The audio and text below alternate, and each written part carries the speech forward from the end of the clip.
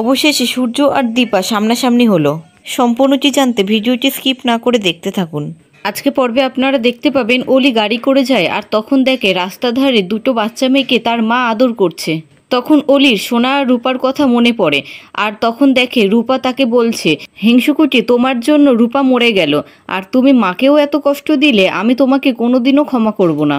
তখন অলি বলে, সরি পাতা মেয়ে, আমি তোমাদের মুখ আর দেখতে চাই না, তোমাদেরকে আর মনে রাখতে চাই না। কেন এলে, কেন আবার এলে তোমরা আমার জীবনে? আমি আর তোমাদেরকে মনে রাখতে চাই না।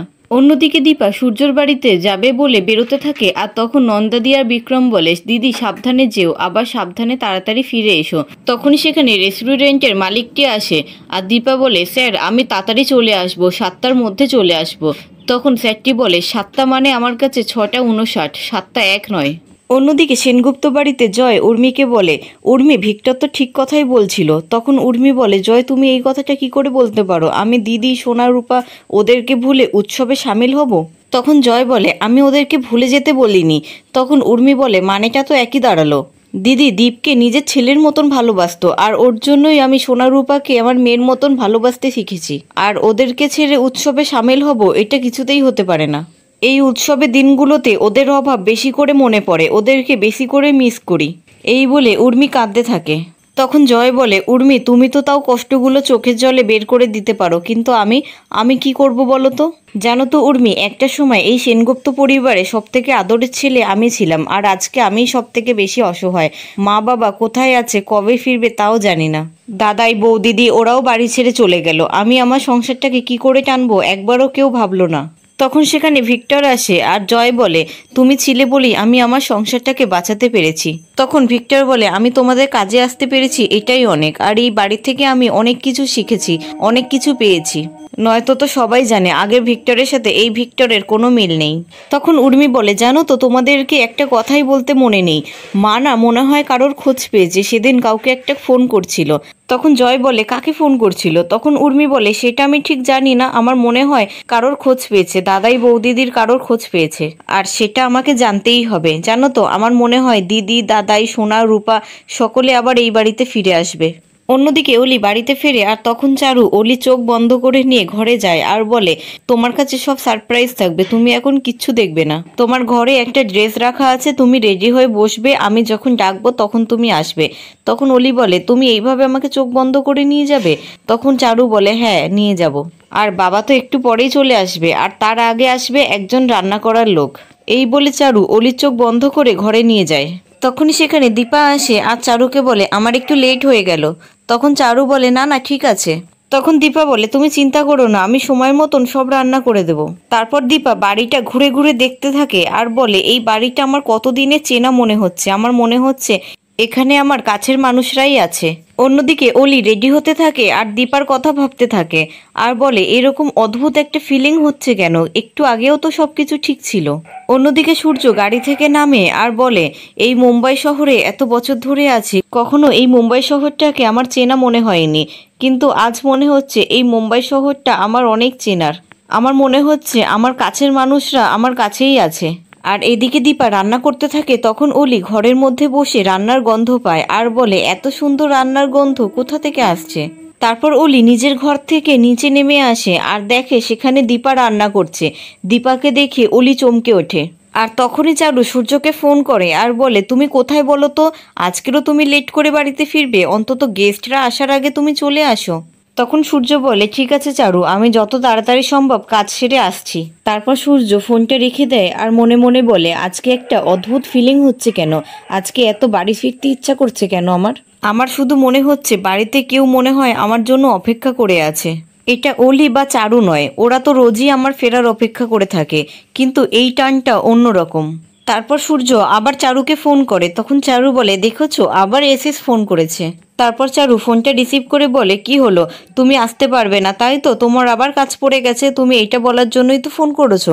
তখন সূর্য বলে, না না, আমার একটা পেশেন্ট আছে, এই পেশেন্টটাকে দেখেই আমি বাড়ি ফিরছি, এটা বলার জন্যই আমি তোমাকে ফোন করলাম। আর তুমি যাকে রান্না করতে বলেছিলে সে কি এসেছে? তখন চারু বলে, হ্যাঁ এসজি তো এসেছে। তখন সূর্য বলে, আমি যতক্ষণ না ফিরি ওনাকে যেতে বলবে না, ওনাকে ওখানেই থাকতে বলো, আমি তো ওনার সাথে মিট করতে চাই, তোমাকে বলেছিলাম না, আর আজকে তাহলে ওনার সাথে দেখাও হয়ে যাবে। তখন চারু বলে তুমি সত্যি বলছো? ঠিক আছে, তুমি তাড়াতাড়ি এসো। এই বলে চারু ফোন রেখে দেয়। অন্যদিকে সূর্য মনে মনে বলে, জানি তুমি নও, সবই আমার মনের ভুল, তাও আমার খুব দেখতে ইচ্ছা করছে। আমার শুধু মনে হচ্ছে তুমি আমার খুব কাছে আছো দীপা। যতবার আমার তোমাদের কথা মনে পড়ে ততবার তোমাদেরকে ভোলার চেষ্টা করি, কিন্তু ভুলতে পারি না। ভুলবো কি করে? আমার ছোট্ট রূপামা আমার হাত ছেড়ে চলে গেল, সব কেমন শেষ হয়ে গেল। তোমাকে, আমার ছোট্ট রূপামাকে, আমার বাবা মা ভাই বোন সকলকে ছেড়ে আমি এত দূরে আমার অবোধ সোনামাকে নিয়ে চলে এসেছি। তারপরে সূর্য বাড়িতে অলির জন্য অনেক গিফট নিয়ে আসে আর বলে, এই তো আমার অলিমা, আমার অলিমার জন্য আমি কত গিফট নিয়ে এসেছি দেখো। তখন চারু বলে, আজকে তুমি কথা দিয়ে কথা রাখলে। তখন দীপা সূর্যকে দেখে আর অবাক হয়ে যায় আর বলে, ডাক্তারবাবু আপনি? তখন সূর্য দীপাকে দেখে আর সূর্যর হাত থেকে সব গিফটগুলো পড়ে যায়। আর তখন দীপা সূর্যর কাছে আসে আর বলে, ডাক্তারবাবু আপনি? তার মানে অলি আমাদের সোনা? এই শুনে চারু খুব অবাক হয়ে যায় আর সোনা বলে, না আমি সোনা নই। তখন দীপা বলে, তাহলে আমি আমার মেয়েকে চিনতে ভুল করিনি, ওই আমার সোনা মা। জানেন ডাক্তারবাবু, সেদিন মার্কেটে আমি আমার সোনামাকে দেখেছিলাম। তারপর দীপা সোনার কাছে যায় আর বলে, সোনামা তুই এখনো আমার উপরে রাগ করে আছিস? তখন সোনা রেগে গিয়ে বলে, আবার ওই নামে ডাকছে আমাকে, তুমি এখান থেকে চলে যাও, আমি তোমাকে সহ্য করতে পারছি না। এই বলে সোনা দীপাকে ঠেলে দেয় আর তখন সূর্য সোনার উপরে রেগে যায় আর বলে, কেউ কি তার মায়ের সাথে এইভাবে ব্যবহার করে? তুমি তোমার মার কাছে ক্ষমা চাও, সরি বলো।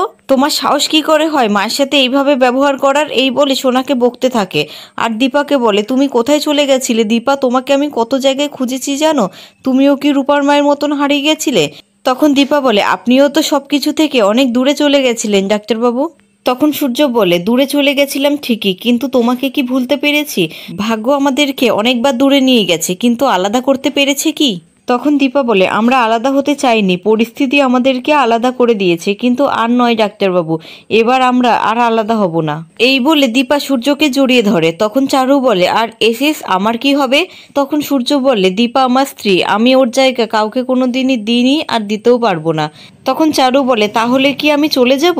তখন সূর্য বলে, ওতেই তোমার ভালো হবে, কারণ এখন থেকে আমি দীপার সাথেই থাকবো। তখন অলি বলে, না আমি তোমাদের সাথে থাকবো না। তুমি সবকিছু ভুলে যেতে পারো বাবা, কিন্তু আমি ভুলিনি, আমি থাকবো না তোমাদের সাথে। তখন সূর্য বলে, কেন থাকবে না তুমি আমাদের সাথে? তুমি আমাদের সোনা মা। সোনা মা, আমরা কতদিন পরে মাকে ফিরে পেয়েছি, আমরা মায়ের সাথেই থাকবো সোনা। তখন অলি রেগে গিয়ে বলে, সোনা সোনা সোনা, আমি সোনা নই, আমি অলি। এই বলে অলি জিনিসপত্র ছুটতে থাকে। তখন সূর্য রেগে গিয়ে বলে, না তুই সোনা, তুই সোনা। তোর আসল পরিচয় কি জানিস? তুই সূর্য সেনগুপ্ত আর দীপা সেনগুপ্তর মেয়ে সোনা সেনগুপ্ত। তুই অলি নোস, তোকে এইটা মানতেই হবে। আর এই যে দীপা তোর মা, এটা তোকে মানতেই হবে। আর একটা কথা কি জানিস, তোর জন্য আজকে রূপামা নেই। তখন দীপা বলে, ওর জন্য রূপামা নেই মানে? তখন সূর্য বলে, এই কথাটা আমি কোনোদিনও বলিনি আর বলতেও পারবো না। আমি একটু বাঁচতে চাই সোনামা, আমি জীবনে অনেক কিছু হারিয়েছি, আর কিছু হারাতে পারবো না। তুই আমাকে ভিক্ষা দে, আমাকে একটু বাঁচতে দে।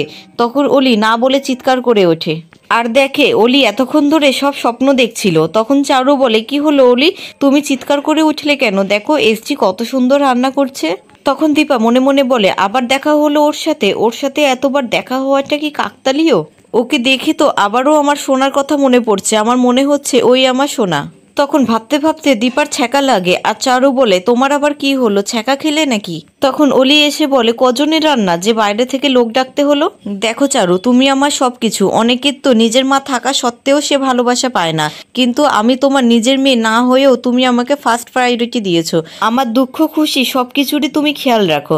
তখন চারু বলে, বুঝেছি বাবা, বুঝেছি, তোমাকে আর কিছু বলতে হবে না। তখন অলি বলে, জানো তো চারু, আমার নিজের মা নেই, তাই আমি খুব খুশি। কেন জানো তো? কারণ আমার নিজের মা থাকলেও আমাকে হয়তো তোমার মতন এত ভালোবাসতে পারতো না। তখন চারু বলে, এটা আবার কেমন কথা? তোমার যদি নিজের মা থাকতো তাহলে আমার থেকেও বেশি ভালোবাসতো। তখন অলি বলে, না, আমার যদি নিজের মা থাকতো তাহলে হয়তো আমাকে শেষই করে দিত। তখন দীপা বলে, না অলি, যেই মা জন্ম দেয় সেই মা কখনো তাকে মারতে পারে না। তখন অলি রেগে গিয়ে বলে, আপনি আমাদের মাঝখানে কথা বলছেন কেন? তখন চারু বলে, অলি এইভাবে তুমি কথা বলছো কেন? উনি তো কষ্ট পাবেন, উনি তো আমাদেরকে হেল্প করতে এসছেন। তখন অলি বলে, উনি কাজ করতে এসছেন, এখানে কাজ করবেন, আমাদের পার্সোনাল ম্যাটারে উনি কথা বলছেন কেন? এই বলে অলি নিজের ঘরে চলে যায়। তখন চারু বলে, এসজি তোমার তো হাতে ফোসকা পড়ে গেছে, তুমি বললে সামান্য ছ্যাঁকা লেগেছে, দাঁড়াও আমি অয়েলমেন্ট নিয়ে আসছি। তখন দীপা বলে, না না আমার লাগবে না, আমি ঠান্ডা জল দিয়ে দিয়েছি, আপনি এত ব্যস্ত হবেন না। অন্যদিকে অলি ঘরে গিয়ে বলে বাবা আর মা যদি সামনাসামনি হয়ে যায় তাহলে তো আবার এক হয়ে যাবে, আর মা আবার আমাকে বাবার থেকে দূরে নিয়ে যাবে, আবার আলাদা করে দেবে। এটা কিছুতেই হতে পারে না, বাবা আর মা কিছুতেই সামনাসামনি আসতে পারে না।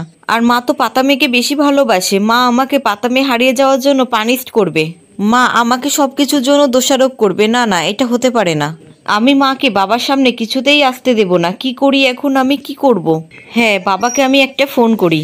অন্যদিকে চারু বলে এসডি তুমি অলির কথায় কষ্ট পেও না, ও তো টিনেজার, ও কখন কি বলে ও নিজেও জানে না, তুমি ওর কথায় কষ্ট পেও না প্লিজ। তখন দীপা মনে মনে বলে আমি ঠিক জানি না কিন্তু বুঝতে পারি। এই বলে দীপা সোনার কথা ভাবতে থাকে।